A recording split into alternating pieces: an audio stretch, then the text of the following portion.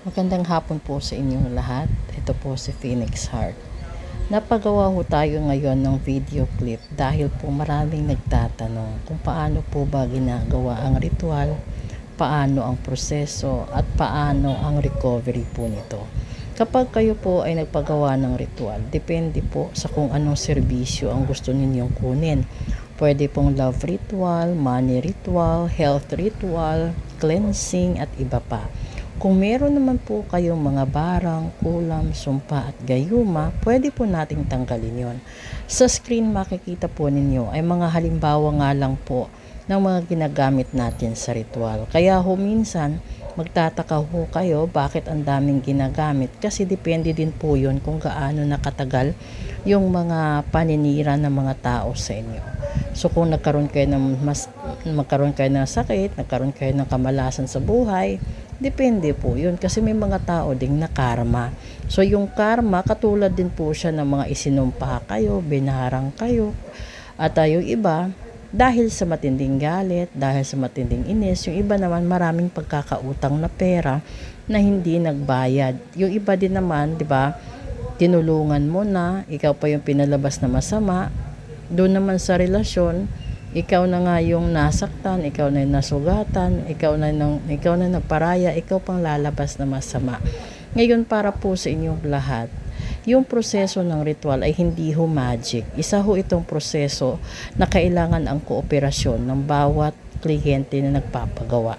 So, to cut the story short po, kung gusto ninyo na magpa-ritual, magpa-reading, lahat ho yan gumagamit ng energy. Lahat ho yan gumagamit ng spiritual powers. So, hindi ho lahat ng reader ay manggagamot. Hindi rin ho lahat ng manggagamot ay mambabarang. Pero para din po siyang profession. May mga tao na marunong manggamot, marunong mambarang, mangkulam at iba pa. Meron din naman talagang iba na sadyang ginagamit nila yon para sa kanilang panata. Yung iba naman para makatulong sa kapwa. Yung iba para naman makaani na maraming atensyon sa online at iba pang sitwasyon.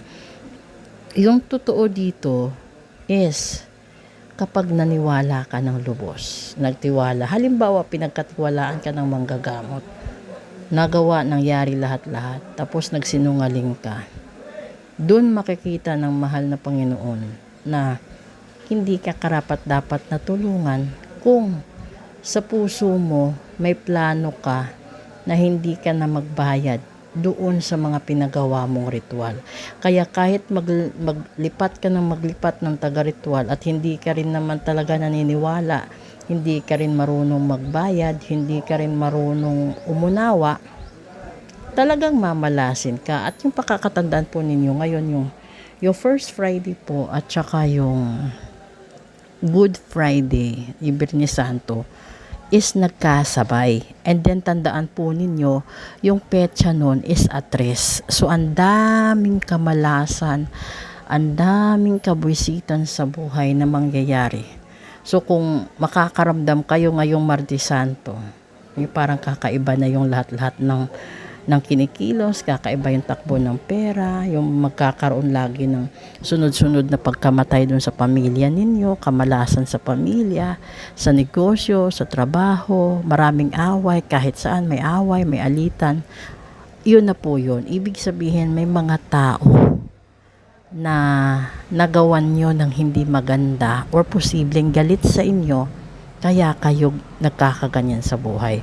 So, kung ayaw po ninyo na ipako kayo nila sa paparating na Biyernes Santo, which happens to be the first Friday of the year 2026 as well, na Holy Week, ngayon pa lang kumilos na po kayo. Kasi kung naaalala ninyo, may mga tao na buong buhay nila minamalas sila. Hindi natin alam kung nagmana sila ng sumpa galing saan kanila or isinumpa sila ng magulang or ng mga taong kagalit ng mga magulang nila noon. So kung marami po kayong katanungan, post po kayo ng comment dito or mag-message po kayo. Kung gusto nyo rin po mag-book ng full private reading at magpa-ritual, message lang din po kayo sa akin. At ipapaliwanag ko isa-isa kasi magkaiba po lahat ng sitwasyon sa bawat tao. Kung nanaisin po ninyo na magpagamot, dahil marami nang nagawa sa ospital, hindi rin gumaling, baka barang na po at kulam yan. At kapag bumili kayo ng properties na hindi rin naman maswerte, baka kailangan pong i-cleansing yan. Kasi kahit anong blessing ng pare, kung hindi talaga matanggal dahil sa kagagawan ng mga tao, engkanto at iba pa, talagang mamalasin at mamalasin kayo.